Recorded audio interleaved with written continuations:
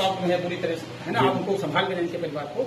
आज शहर नवदुर्ते से पकड़ा गया है, जिंदा भी पकड़ा गया है, तो अब क्या कहना चाहते हैं? क्योंकि देखिए, जो होना था वो तो हो गया, जो शोक हो गया है, हम लोगों की जो क्षति हुई है वो तो उसकी पूर्ति हो नहीं सकती।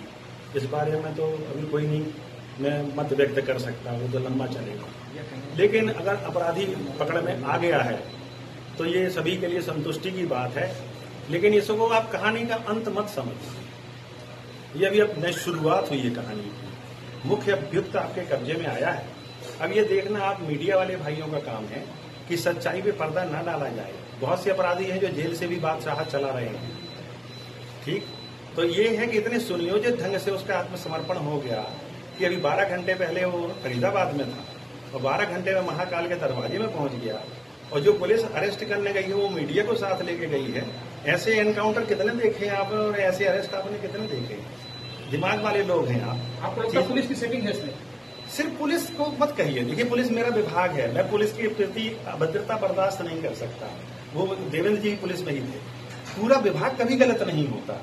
उसमें कुछ लोग होते हैं जो मुखबिर तंत्र में जा जाते पैसे लेकर के और अपने ड्यूटी के खिलाफ काम करते हैं, कर्तव्यहीनता करते हैं। इसी प्रकार से नेताओं का धर्म जो है वो समाज सेवा है। लेकिन वो भी अपना धर्म छोड़ करके अपराधियों से हाथ मिला लेते हैं, ठीक। इसी प्रकार से क्रिमिनल्स तो है ही अपराधी।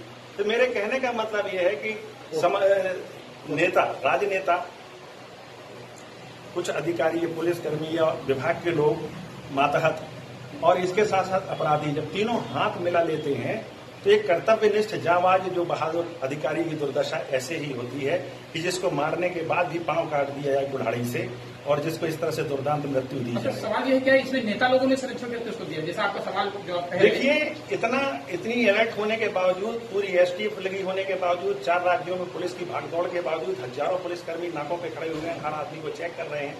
इसके बाद भी वो आदमी बिना किसी बाधा के अपना मूवमेंट कर रहा है और उसके बाद बड़े बड़े मूवमेंट कर रहा है, ठीक है। ऐसी अवस्था में उसको जान बचाने की सूझेगी या महाकाल की भक्ति करने के लिए उज्जैन जाने की सूझेगी? तो कहानी आप कुछ भी बना लें। अब इसके बारे में क्या स्पष्टीकरण देंगे कि कब्जे में आने के बाद भी एक आदमी भागने के प्रयास करते हुए पकड़ा गया? उसे किस तरह से ला रही थी आप? बस वही है क्या, इसमें नेता लोगों की मिलीभगत सरेंडर में हो सकती है? देखिए, मैं क्या कहता हूँ, बिना तथ्य के मैं किसी पे ब्लेम नहीं करता। जो आज कानपुर में एनकाउंटर हुआ उसमें भी कोई आशंकाएं लग रही है आपको? एनकाउंटर में मुझे देखिए क्या होता है कि जब ऐसी कोई घटना घटती है तो 2 प्रकार की ताकतें काम करती हैं। एक तो सरपरस्त लोग ये चाहते हैं कि ये जिंदा ना पुलिस के हाथ आए क्योंकि हमारा नाम खुलेगा। दूसरा, वो चाहता है कि मैं मारा ना जाऊं और उन्हें अभी भी भरोसा होता है कि देश की कानूनी व्यवस्था को और देश की अन्य व्यवस्था को वो खरीद सकते हैं क्योंकि अब तक खरीदे नहीं हुए। तो वो अब इसमें आप अच्छी तरह से जानते हैं, मीडिया के लोग हैं, इसमें सभी शामिल होते हैं।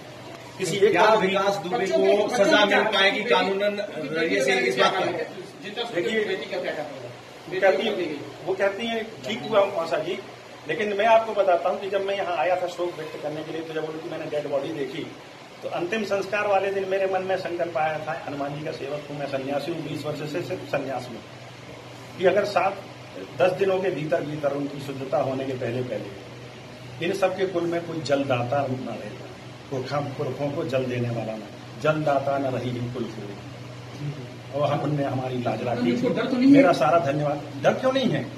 जब जो आदमी डीएसपी की रैंक का आदमी जो ड्यूटी पे था, जो अपना कर्तव्य निर्वहन करने गया था, जिसके साथ पूरी फोर्स थी, जब उसके साथ ऐसा हो सकता तो डर कैसे नहीं है? ये प्रशासन की आवश्यकता है कि हमारे परिवार सोचे, पुलिस, कि हम लोगों को और बच्चियों को और उनकी वाइफ को कैसे सुरक्षा देगा। जेल में रहने के बाद भी डर हमेशा रहता है। आप क्या सोचते हो? आप व्यवस्था को अच्छी तरह से जानते हो, हमारी जेलों में व्यवस्था किस तरह से चलती है।